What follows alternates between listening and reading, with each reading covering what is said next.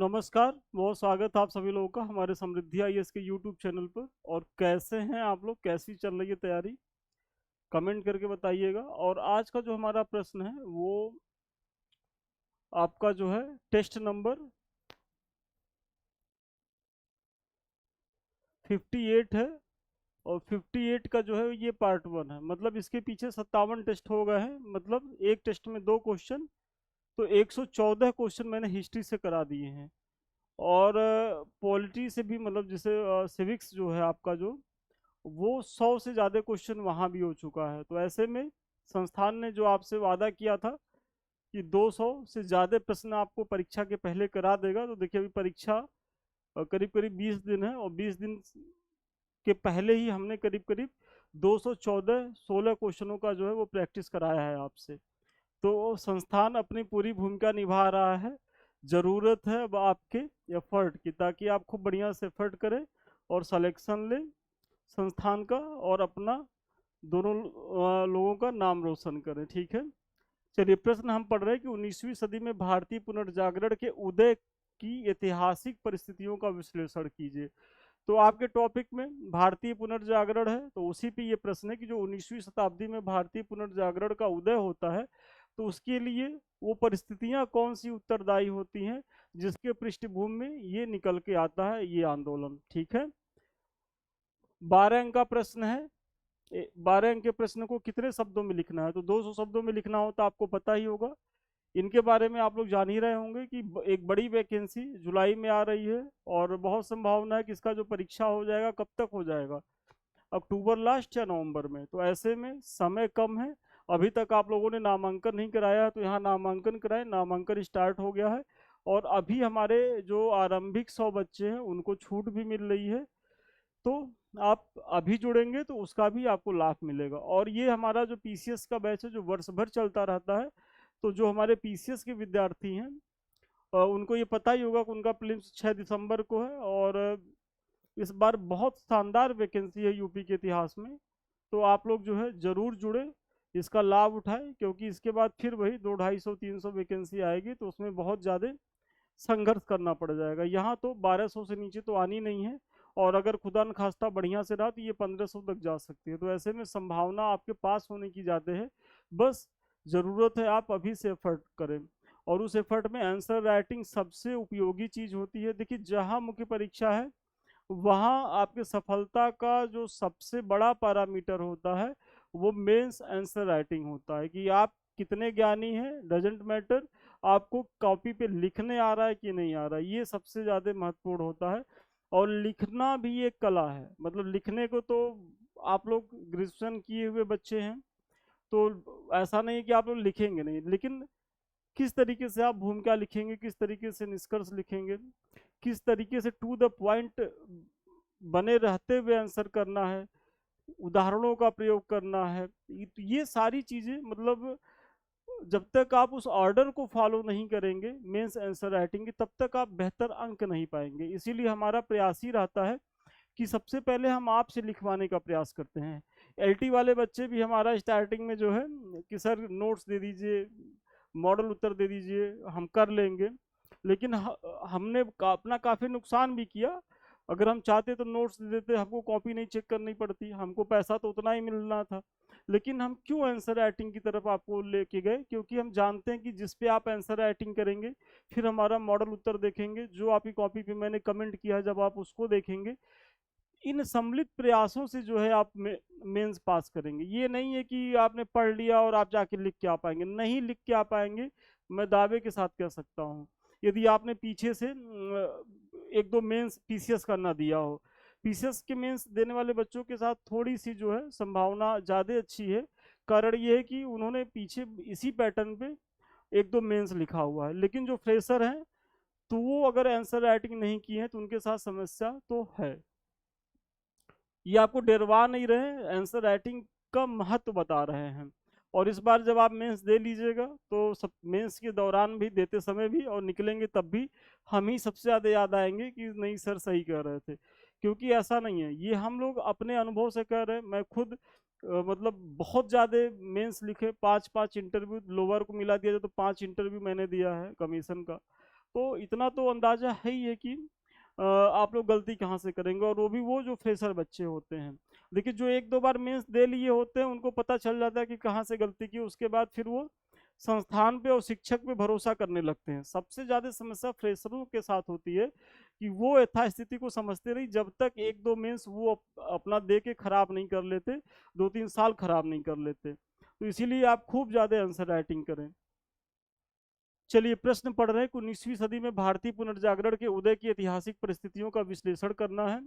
तो 19वीं शताब्दी का भारतीय पुनर्जागरण ब्रिटिश औपनिवेशिक दबाव एवं भारतीय समाज में उत्पन्न आत्मलोचना, बौद्धिक जागरण, सामाजिक सुधार की चेतना का परिणाम था। मतलब आप एक ब्रीफ में बता रहे हैं, संक्षेप में बता रहे हैं कि भाई 19वीं शताब्दी का जो भारतीय पुनर्जागरण है वो क्या था, उसके अगर परिणामों के पीछे जाएं कि उसके आने के पीछे के क्या क्या कारण थे, तो ब्रिटिश औपनिवेशिक दबाव था, भारतीय समाज में उत्पन्न आत्मोलोचना था, मतलब कि जो भारतीय समाज था वो अपनी ही आलोचना कर रहा था। किसकी आलोचना कर रहा था? अपने रीति रिवाजों की, अपने पारंपरिक जो मान्यताएं थी उसमें सती प्रथा, विधवा पुनर्विवाह को लेकर के जो समस्या थी, बाल विवाह हो रहे थे, फिर छुआछूत ऊंच नीच की जो भावना थी। तो ऐसे में जो बुद्धिजीवी वर्ग निकल के आया तो उनको लगा कि ये सब भारत में कुरीतियां हैं और इसे दूर करने का प्रयास किया जाना चाहिए। तो आप देखेंगे कि इसके पीछे कौन निकल के आते हैं। ईश्वर चंद्र विद्यासागर आते हैं, दयानंद सरस्वती आते हैं, राजा राम मोहन राय आते हैं। फिर मोहनडनों में देखेंगे तो सर सैयद अहमद खां आते हैं, ज्योतिबा फुले आते हैं। ये सब लोग मिलकर क्या करते हैं कि समाज में इन सब कुरीतियों को दूर करने के लिए प्रयास करते हैं, और यही जो है एक तरीके से पुनर्जागरण है। फिर बौद्धिक जागरण और सामाजिक सुधार की चेतना का परिणाम था। इसने सामाजिक धार्मिक सुधारों, सांस्कृतिक पुनरुत्थान तथा आधुनिक शिक्षा के माध्यम से आधुनिक भारत की नींव रखी। मतलब ये जो भारतीय पुनर्जागरण है इसने क्या किया?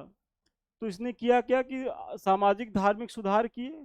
क्या किए? अभी हम आगे बता रहे हैं आपको। सांस्कृतिक पुनरुत्थान का काम किया गया, मतलब जो हमारी जो संस्कृत की जो महत्वपूर्ण चीजें थी जो दब गई थी उन्हें उनका अनुवाद किया गया, उन्हें जनमानस तक पहुंचाया गया, उनके महत्व को लोगों को बताया गया, और उसे फॉलो करने के लिए एक मोटिवेशन का काम किया गया। तो इन सब के माध्यम से क्या हुआ कि भारत जो है वो मध्यकाल की जड़ता से निकल करके आधुनिक काल में प्रवेश करता है। तो ये आपकी भूमिका का पार्ट हो गया। अब आइए एक एक करके देखते हैं कि भारतीय पुनर्जागरण के उदय के पीछे निम्न ऐतिहासिक परिस्थितियां उत्तरदायी थी। तो सबसे पहले औपनिवेशिक परिवर्तन, क्योंकि आप लोग जानते ही होंगे कि प्लासी के युद्ध के बाद क्या होता है कि हम जो है अंग्रेजों के धीरे धीरे गुलाम बनते चले जाते हैं, और लगभग लगभग 190 वर्ष तक जो है हमारी स्थिति कमोबेश यही रहती है। ब्रिटिश शासन ने राजनीतिक एकीकरण, आधुनिक प्रशासन, विधि व्यवस्था तथा संचार के साधनों का विस्तार किया। देखिए अब आप कहेंगे तो ब्रिटिश शासन ने बहुत अच्छा किया, लेकिन ऐसा नहीं है कि ब्रिटिश शासन ये सब जो व्यवस्था ला रही थी वो आपके लिए ला रही थी। बेसिकली वो अपने शासन तंत्र को संचालित करने के लिए, भाई उसको अगर भारत में रेलवे आया तो रेलवे का उपयोग बाद में भारत की आज़ादी में भी खूब किया गया। गांधी जी उसी से 1 साल पूरे भारत का भ्रमण करते हैं, लेकिन उसके पहले रेलवे ने अंग्रेजों को बहुत लाभ पहुंचाया। मतलब ब्रिटिश औद्योगिक क्रांति के पीछे रेलवे की बड़ी भूमिका थी, क्योंकि यह दूर दराज के ग्रामीण क्षेत्रों में गया और वहां से कच्चे माल को लेकर के इंग्लैंड में मैनचेस्टर तक पहुंचाने का काम किया। तो इतनी बड़ी भूमिका थी रेलवे की। भाई रेलवे बंदरगाह से जुड़े, बंदरगाह के द्वारा कच्चे माल गए और वहां से निर्मित माल बंदरगाह तक आए, और बंदरगाह से रेलगाड़ियों के द्वारा देश के कोने कोने तक पहुंचाए गए। पहला तो उपयोग अंग्रेजों ने किया, और इसी वजह से लगभग लगभग ये 190 साल तक भारत को गुलाम बनाने में सफल है। लेकिन इन्हीं हथियारों का प्रयोग जो है भारत जो है अपनी आज़ादी की लड़ाई में भी करता है।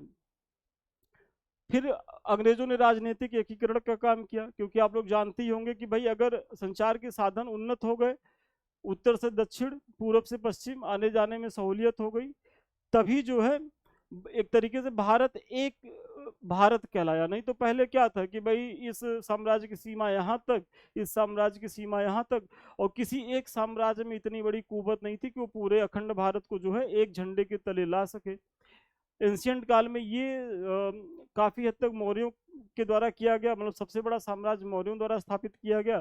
फिर भी नीचे आप देखेंगे तो चोल चेर पांड्य जो है वो स्वतंत्र ही रहते हैं, मतलब मौर्यों से पहुंच से दूर रहते हैं। लेकिन अंग्रेज आते हैं तो उत्तर से दक्षिण, कश्मीर से कन्याकुमारी तक और गुजरात से अरुणाचल प्रदेश तक के भूभाग पर जो है वो अधिकार करते हैं। तो इस तरीके से राजनीतिक एकीकरण होता है। फिर आधुनिक प्रशासन लाते हैं। भाई आप लोग देखे ही होंगे किस तरीके से कार्नवालिस के द्वारा चीज़ों को लाई गई, मैंने पीछे टेस्ट सीरीज में कराया है। थाना पुलिस की व्यवस्था की गई, रेवेन्यू वसूलने के लिए कलेक्टर लाए गए। तो ये सारे प्रयास जो किए गए, मतलब कि ये जो राजनीतिक एकीकरण है इसे जो है दीर्घजीविता प्रदान करने के लिए किया गया। फिर विधि व्यवस्था, मतलब कानून का शासन लाया गया, कोर्ट आए, हाई कोर्ट्स खुले, सुप्रीम कोर्ट्स खुले, अदालतें आई। इसके पहले क्या था कि राजा के शब्दी कानून होते थे, क्योंकि इसके पहले हम जो है राजतंत्रात्मक व्यवस्था में जी रहे थे। फिर संचार साधनों के तहत आप रेलवे को देखेंगे, डाक हुआ, तार हुआ, इन सबों के माध्यम से जो है सूचनाओं का द्रुत गति से आदान प्रदान हुआ। तो ये सारी व्यवस्था जो है कहीं न कहीं लाई तो गई थी अंग्रेजों के हितों के लिए, लेकिन इससे जो है भारतीय भी लाभान्वित हुए। जो भारतीय बुद्धिजीवी हैं इनका लाभ उठाया, और इससे जो है एक पुनर्जागरण को बल मिला, जिससे राष्ट्रवाद की भावना का विकास हुआ। पुरानी व्यवस्था के स्थान पर एक नई व्यवस्था आई, जिसने नए नगरों, न्यायालयों और कार्यालयों के माध्यम से शिक्षित मध्य वर्ग का उदय हुआ। मतलब यही वो एरा था कि अब जो है पृष्ठभूमि में कौन आता है, तो अब पृष्ठभूमि में जो आते हैं वो मध्य वर्गीय लोग आते हैं। मतलब अब राजतंत्र जो है वो नेपथ्य में जाता दिखता है। और फिर 47 के बाद तो आप लोग देखते ही होंगे कि भारत जो है पूरी तरीके से क्या होता है, आज़ाद हो जाता है, और हम जो है लोकतांत्रिक प्रक्रिया के हिस्सा बनते हैं। फिर अगला जो इसमें पॉइंट है कि जो 19वीं सदी में पुनर्जागरण की चीज़ें होती हैं, तो उसके पीछे दूसरा है कि शिक्षा और ज्ञानोदय। मतलब ब्रिटिश शासन ने भारत में आधुनिक एवं अंग्रेजी शिक्षा प्रणाली की शुरुआत की। इससे भारतीयों का संपर्क यूरोपीय प्रबोधन के विचारों जैसे स्वतंत्रता, समानता, बंधुत्व, तर्कवाद और लोकतंत्र से हुआ। मतलब क्या है कि हम जो पाश्चात्य शिक्षा का, एक भाई मैकाले तो कहता था कि हम पाश्चात्य शिक्षा इसलिए देना चाहते हैं कि ये उत्कृष्ट है, और इससे क्या होगा कि हमको रूप रंग से भले भारतीय हैं, लेकिन मन मस्तिष्क से हमको ऐसे अंग्रेज मिलेंगे जो हमारे लिए कलर का काम करेंगे। लेकिन मैकाले यहाँ गलत था। अगर आप उनको इस तरीके की शिक्षा दे रहे हैं तो वो अपना बौद्धिक विकास करेंगे, और वो अपने हक की लड़ाई के लिए मुखर होंगे, और वही चीज़ें निकल के आती भी हैं। फिर इस आधुनिक चेतना ने शिक्षित भारतीयों को अपनी सामाजिक संस्थाओं और परंपराओं का आलोचनात्मक मूल्यांकन करने के लिए प्रेरित किया। भाई जब व्यक्ति तार्किक रूप से सोचने लगा, जब उसके ऊपर अंधविश्वास के बादल छटे, तब उसको लगा कि यार ये जो सती प्रथा है ये कितनी गलत प्रथा है। भाई बच्चियों का विवाह, बाल विवाह, मतलब स्कूल जाने के समय में, पढ़ने लिखने के समय में, खेलने कूदने के समय में बालिकाओं का विवाह हो जा रहा है। और विवाह भी किससे हो रहा है? ऐसे व्यक्ति से हो रहा है कि बालिका की उम्र 10 साल, और जो दूल्हा है वो इसके पहले 10 शादियां कर चुका है, और उम्र के अंतिम पड़ाव में है, 60-65 साल का जीवन जी चुका, फिर विवाह करने आया है। और उसके बाद 5-7 साल में इसकी डेथ होनी ही है, या उसी साल हो जाए, क्योंकि ऐसा तो है नहीं कि भारत की जीवन प्रत्याशा उस समय बहुत अच्छी थी। तो उस डेथ होने के बाद इस महिला का क्या होगा? जो बच्ची है, जो अभी इसकी नई नई पत्नी बनी है, वो विधवा हो गई। अब विधवाओं का एक ही ऑप्शन था, या तो वो सती हो जाए, और दूसरा एक ऑप्शन और था, या तो वो वैधव्य का जीवन जिए। वैधव्य का जीवन इतना कठिन होता था, इतना कठिन होता था कि आप कल्पना नहीं कर सकते। मतलब कोई जीवन ही नहीं था। आप सोचिए कि 12 साल की बच्ची जो है वो विधवा हो रही है, और उसको अपना पूरा जीवन वैधव्य वाला जीना है, वो विवाह नहीं कर सकती। तो आप अभी कल्पना करें कि वो कितना क्रूर प्रथा थी। तो जो बुद्धिजीवी हैं, जो प्रबोधन पुनर्जागरण के माध्यम से पश्चिमी ज्ञान को प्राप्त किए, और जो एक तर्क डेवलप किए, तो उनके ये मानना हुआ कि नहीं, ये सब चीज़ें गलत है, और इसको हटाने की ज़रूरत है। तो इसीलिए जो ब्रह्म समाज हुआ, प्रार्थना समाज हुआ, आर्य समाज हुआ, या मुहंडनों को लेकर के जो अलीगढ़ आंदोलन आता है, तो ये सब इसी प्रतिक्रिया के परिणाम थे कि ये सब अपने अपने क्षेत्र में समाज सुधार को लेकर के बहुत ही मुखर हुए। चाहे दयानंद सरस्वती हुए, चाहे सर सैयद अहमद खां हुए, मुहंडनों की एजुकेशन को लेकर के इन्होंने अलीगढ़ में मुस्लिम एंग्लो कॉलेज की भी स्थापना की। और ब्रह्म समाज के जो फाउंडर हैं राजा राम मोहन राय, उनके बारे में तो आप लोग जानते ही हैं कि उनकी कितनी महती भूमिका रही है सती प्रथा के रोकथाम के लिए। फिर ईसाई मिशनरियों की भूमिका, मतलब ये जो पुनर्जागरण आता है तो उसके पीछे फिर अगली जो महत्वपूर्ण भूमिका होती है ईसाई मिशनरियों की। तो ब्रिटिश व्यापारियों के साथ आए ईसाई मिशनरियों का मुख्य उद्देश्य भारतीय धर्म और संस्कृति की आलोचना कर धर्म परिवर्तन कराना था। मैंने पीछे की क्लास में भी बताया था कि 1813 के बाद जब ये भारत आते हैं तो बहुत तेजी से इनका ये अपना प्रसार करते हैं, और इसके पीछे एक बड़ा कारण था कि इन्हें जो औपनिवेशिक सरकार होती है वो प्रश्रय देती है इनके फलने फूलने के लिए, और ये उन क्षेत्रों में जाते हैं जहाँ के लोगों की ज़िंदगी बहुत अभावग्रस्त रहती है, बेसिकली ट्राइबल एरियाज में, और वहाँ धर्मांतरण का काम ये बहुत तेजी से करते हैं। तो इन सब को लेकर के जो भारतीय हिंदू धर्म के लोग थे उनको लगा कि अरे ये तो हमारे अपने लोगों को जो है धर्मांतरित करा रहे हैं, क्रिश्चियन बना रहे हैं, तो हमारे धर्म में ऐसी क्या समस्याएं हैं कि जो हमारे ही लोग जो है वो उस तरफ आकर्षित हो रहे हैं। तो ऐसे में हमें अपने धर्म में सुधार की गुंजाइश करने की जरूरत है।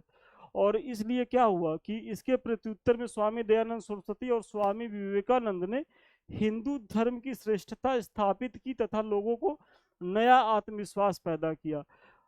मतलब ये लोग क्या कहते हैं कि भाई, दयानंद सरस्वती कहते हैं कि वेदों की ओर लौटो, और वेदों में जो कही गई बात है और वो बहुत तार्किक है, वाकई में बहुत ही तार्किक है, और वहाँ आप इस तरीके से वर्ग विभाजन नहीं पाएंगे, जात पात की भावना तो वहाँ है ही नहीं, ऋग्वेद में तो एकदम नहीं है। तो वो कहते हैं कि जो ऋग्वेद है वही सही है, और बेसिकली हमको वेदों का अनुसरण करना चाहिए क्योंकि वही हमारी मूल पुस्तक है और वही हमारे समाज में सामाजिक समरसता को ला सकती है। तो ये इनका फिर विवेकानंद की भूमिका तो आप देख ही रहे होंगे कि यहाँ से लेकर के शिकागो तक वो जो है हिंदू धर्म का प्रचार प्रसार करते हैं। तो ऐसे में जो कन्वर्ट हो रहे थे उनको रोकने का न केवल प्रयास किया गया बल्कि हिंदू धर्म में जो समस्याएं थी उसके निराकरण की दिशा में भी प्रयत्न हुए। ठीक है, चलिए, प्राचीन भारतीय संस्कृति के गौरव का पुनर्खोज किया गया। तो विलियम जोन्स और मैक्स मूलर जैसे प्राच्यविदों ने वेदों, उपनिषदों तथा प्राचीन ग्रंथों का अनुवाद किया। इससे भारतीयों के मन में अपने प्राचीन इतिहास, दर्शन और साहित्य के प्रति गौरव की भावना जागृत हुई। जो मैक्स मूलर हैं और विलियम जोन्स, इन्होंने जो हमारी प्राचीन भारतीय धर्म ग्रंथ है उनका वर्तमान में आधुनिक जो भाषा है उनमें ट्रांसलेशन करवाया और ये इसको जन जन तक पहुंचाया। जब जन जन तक लोगों ने इसको पढ़ा तो लगा कि यार माय गॉड, हमारी जो प्राचीन धर्म संस्कृति थी वो कितनी जो है तार्किक थी, कितनी जो है रैशनल थी, और वहाँ जिस तरीके का सामाजिक ऑर्डर था उसको तो हम लोग फॉलो ही नहीं कर रहे हैं। ये तो मध्यकालीन कुरीतियाँ हैं, इसे दूर करके हमें वही अपने प्राचीन गौरव को वापस लाने की जरूरत होती है। तो इसमें आप इनकी भी भूमिका दिखा सकते हैं। फिर प्रेस की भूमिका, क्योंकि आप जानते होंगे कि कोई भी चीज़ भाई संचार के साधन हो ही गए थे, डाक तार की व्यवस्था हो ही गई थी। वैसे में जब प्रिंटिंग प्रेस आता है तो इन बुद्धिजीवियों ने जो है वो समाचार पत्रों के माध्यम से अपने विचारों को रखा, पैम्पलेट के माध्यम से आम जनमानस तक अपनी बातों को पहुंचाया।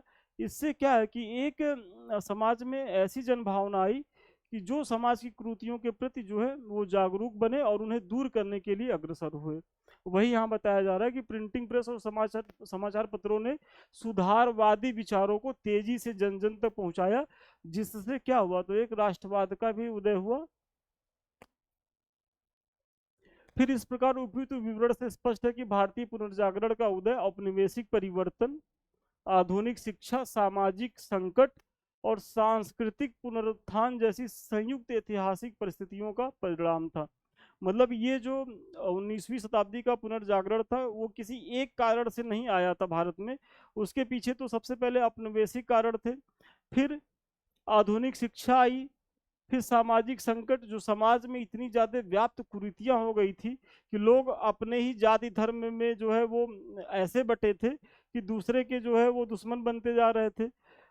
फिर ईसाई मिशनरियों के आगमन से वो कन्वर्ट तक होने लगे थे। तो इन सब जो सामाजिक संकट आए तो उसमें जो है जब इन बुद्धिजीवियों ने, जिसमें राजा राम मोहन राय हैं, दयानंद सरस्वती हैं, इन लोगों ने जब अपने विचार रखे तो लोगों ने इसको हाथों हाथ लिया। तो इसीलिए कहा जा सकता है कि इसके पीछे कोई एक कारण उत्तरदायी नहीं था, इसके पीछे ये सम्मिलित कारण जो है वो उत्तरदायी थे। ठीक है, तो आज के प्रश्न का उत्तर यहीं तक था और अच्छा प्रश्न था, इसके आने की बहुत संभावना भी आपकी परीक्षा में। तो इधर जो हम प्रश्न कराएंगे सामाजिक पुनर्जागरण से ही कराएंगे अभी, धार्मिक पुनर्जागरण से। और अगला जो प्रश्न होगा वो हमारा राजा राम मोहन राय के ऊपर होगा, तो आप लोग जो है बने रहिएगा। इन सबों के बारे में तो मैंने पीछे बताया ही। यदि आप लोग अभी तक इसको सब्सक्राइब नहीं किए तो सब्सक्राइब करें, लाइक करें, कमेंट करें। वीडियो अच्छा लग रहा तो कमेंट तो जरूर करें। और सबसे अंत में यदि आप हमसे बात करना चाहते हैं, हमसे जुड़ना चाहते हैं, तो 7303307507 पे संपर्क कर सकते हैं। तो ठीक है, आज के लिए इतना ही। पुनः मिलते हैं नए वीडियो में नए क्लास के साथ। तब तक के लिए धन्यवाद, बहुत शुभकामनाएं आपको।